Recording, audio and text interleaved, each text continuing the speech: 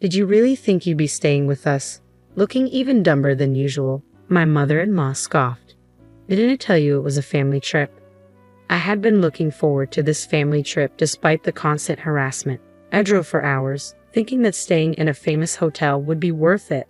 But when we arrived, there were reservations only for my in-laws and my husband, not for me. My mother-in-law sighed and told me it was no longer needed and should leave. There I stood, alone in the grand lobby, feeling utterly miserable. My name is Rola, an only child.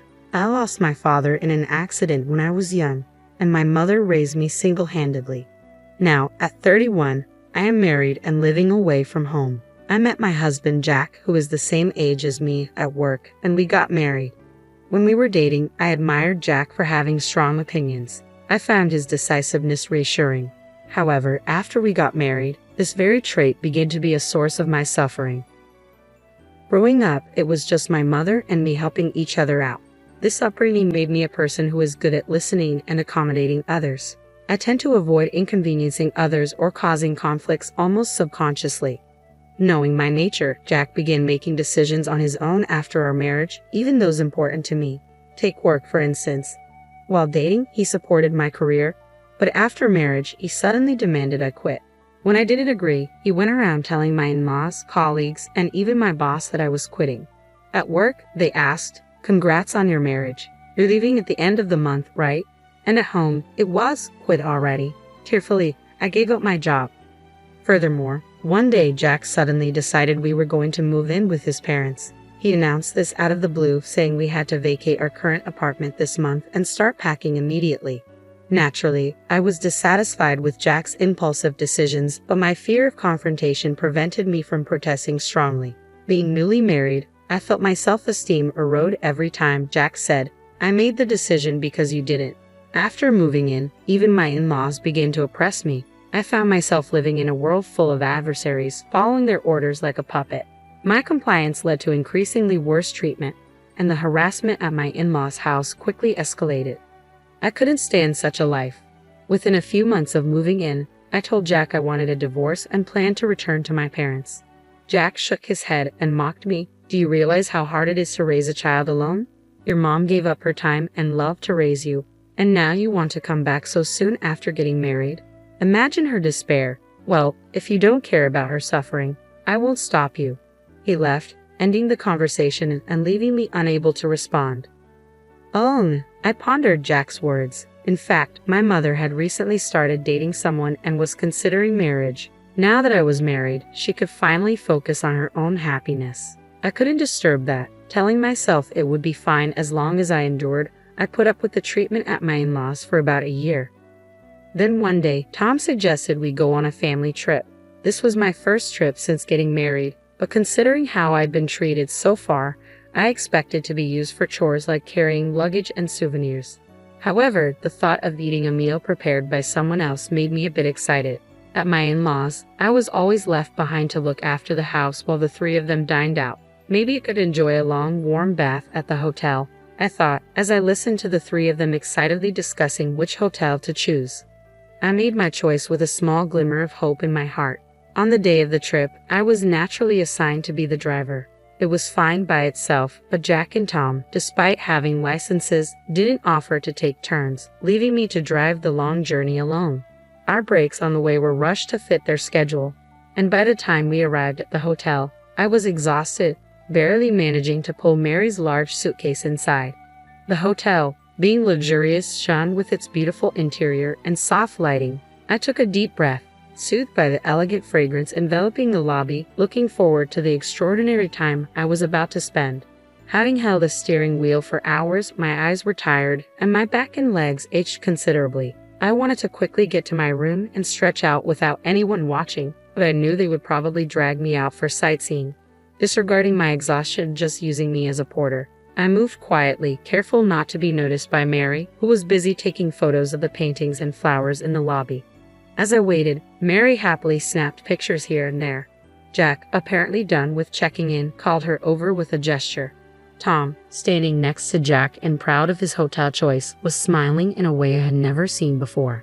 I hurried over to them, pulling Mary's suitcase, thinking it would be nice if the three of them stayed in a good mood during the trip.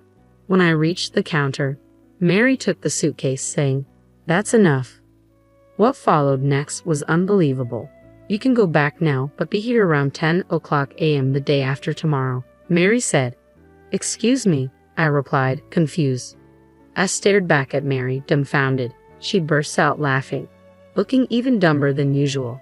"Did you really think you'd be staying with us? Didn't I tell you it was a family trip?" As I stood there, unable to articulate my confusion, Tom and Jack, who had started walking a few steps ahead, turned back. Jack sneered nastily while Tom tilted his head mockingly and said, "Come on, a lowly woman raised by a single mother surely doesn't think she can stay in such a luxurious hotel with us, right? You should be grateful just for being allowed into the lobby. A first-class hotel indeed has a big heart." Tom clapped his hands, clearly pleased.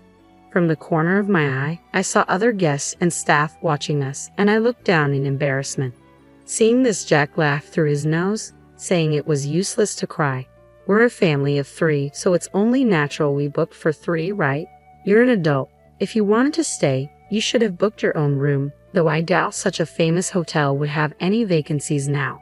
After ridiculing me to their heart's content, they said, "We'll call you when we're ready to leave, so wait nearby and be ready to pick us up," and left for their room. Once they were out of sight, I felt my strength drain away, and I collapsed into a nearby chair. Even the luggage, which was only a third of Mary's, felt incredibly heavy. I sighed deeply, expelling all the negative emotions within me, and stood up to leave the place. A staff member who saw me getting up came over at a brisk pace and kindly offered me a place to rest in a sofa area tucked away in the back of the lobby. After resting for a while, I went to thank the staff member, who then relayed Tom's words to me. Apparently, Tom had said that I would pay, but having seen our earlier interaction, the staff member hesitantly suggested that I discuss it again with the staying guests and combine it with the checkout payment as part of the hotel service. After driving alone for several hours, I finally returned home and suddenly found myself overwhelmed with tears. I cried, not knowing if it was out of sadness or frustration for being told to my face that I wasn't part of the family and for being belittled for being raised in a single-parent household. I don't know how long I cried, but after a while, I realized something important. I was all alone now, lonely but free from people who had criticized my upbringing or hit me for being slow at chores. No matter what I did or didn't do, there was no one to say anything. It was a refreshing feeling. If I was forced to quit my job, I could just start a new one. If I didn't want to live with my family or husband, I could just leave. If I didn't want to trouble my mother, I could live on my own. Feeling suddenly empowered, I blocked Mary's number, refusing to run away anymore, and hastily began packing to leave the house. 3 days later, it was the day my in-laws were supposed to check out of the hotel. Even after the time they were supposed to contact me had passed, no one called my mobile phone. This was because I had blocked not only Mary but also my husband and Tom. Every now and then, I found myself glancing at my phone, but the thought of not having to hear their voices brought a sense of relief. However, I started receiving calls from an unknown number. Curious about the repeated calls, I hesitated. I checked and found out that the number belonged to the police station overseeing the area where the hotel was located. Wondering why the police would call me, I answered and learned that my in-laws had gotten lost in the mountains and were now under their protection. They wanted me to come and pick them up. It seemed that the 3 of them, unable to contact me due to my call block, had to pay their own hotel bill. However, with no car to pick them up, they were left without a way to return home. They decided to head to the train station, but because they had indulged in various additional services during their stay, they had incurred substantial expenses. To save on taxi fare, they decided to walk to the nearest town. However, they took a shortcut and ended up getting completely lost in the mountains. Luckily, they were in a place with cell signal and were quickly rescued, but they were furious, blaming me for abandoning them, as the police officer informed me with a rueful smile, thinking they should have just made their way back on their own since they had safely descended the mountain but lacking both money and energy. The 3 of them, unable to contact their quarrelsome wife, asked the police to intervene.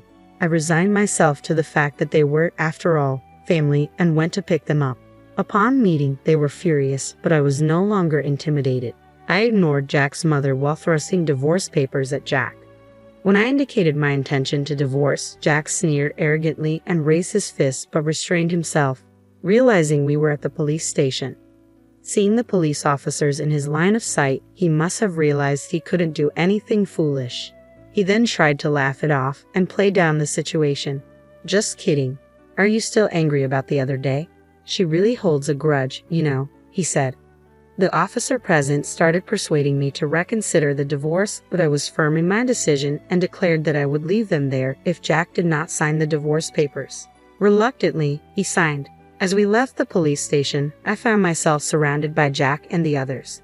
"How dare you, as his wife? Not only did you not come to pick us up, but you also didn't pay for the hotel. Who do you think provided you with a life of food, clothing, and shelter?"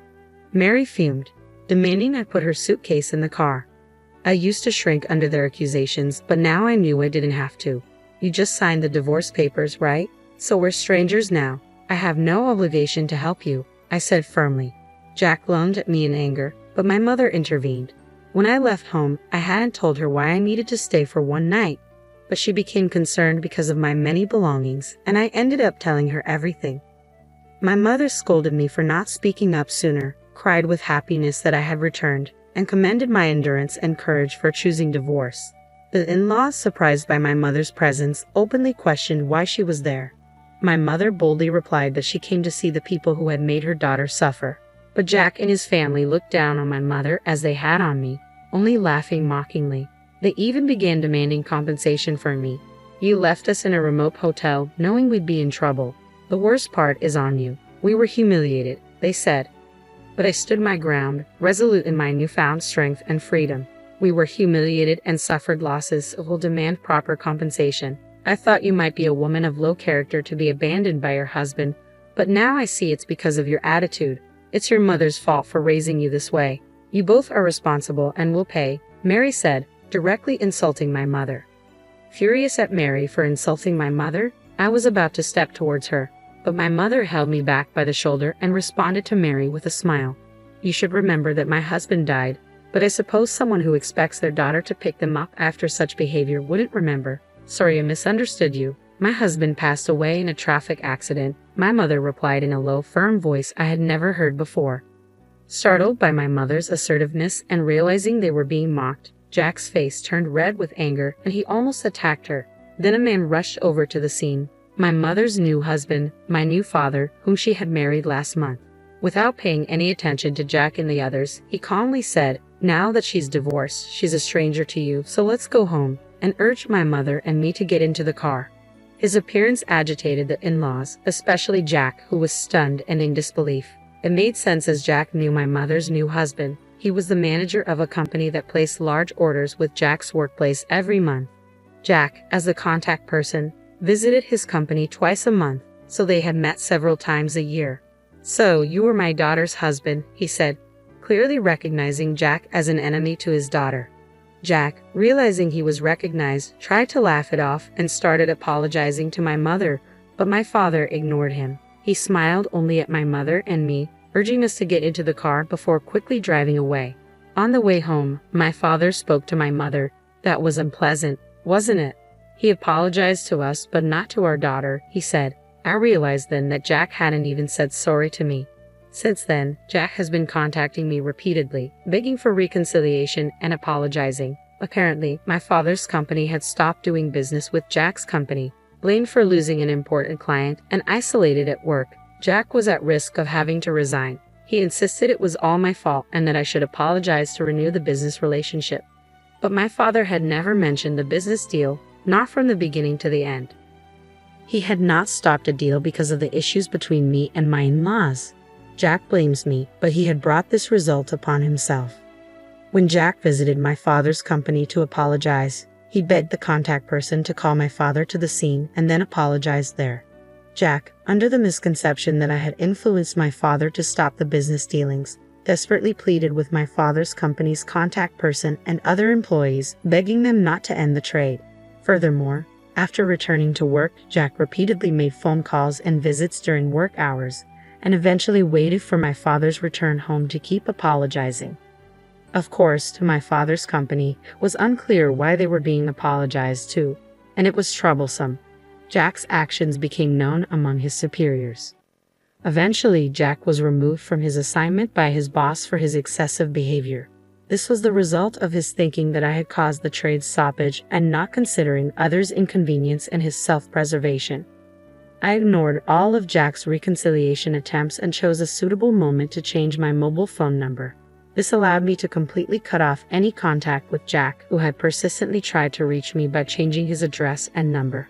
After spending some time at my parents' house, I moved into an apartment nearby to avoid disturbing my newlywed parents and started a new life. Once everything was settled, I demanded compensation through a lawyer for Jack's violent behavior and unfair treatment.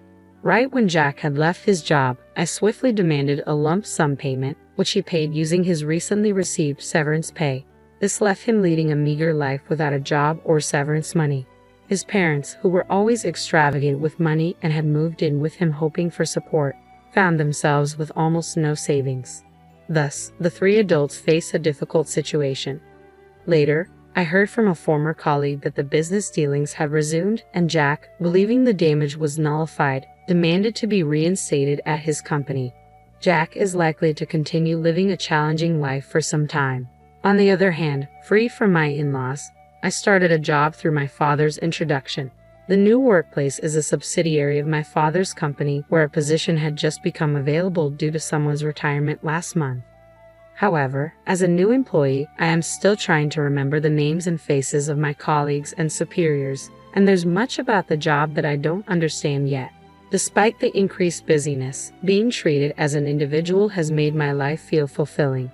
I hope to continue at this pace, forget about Jack and his family, and move on with my new life.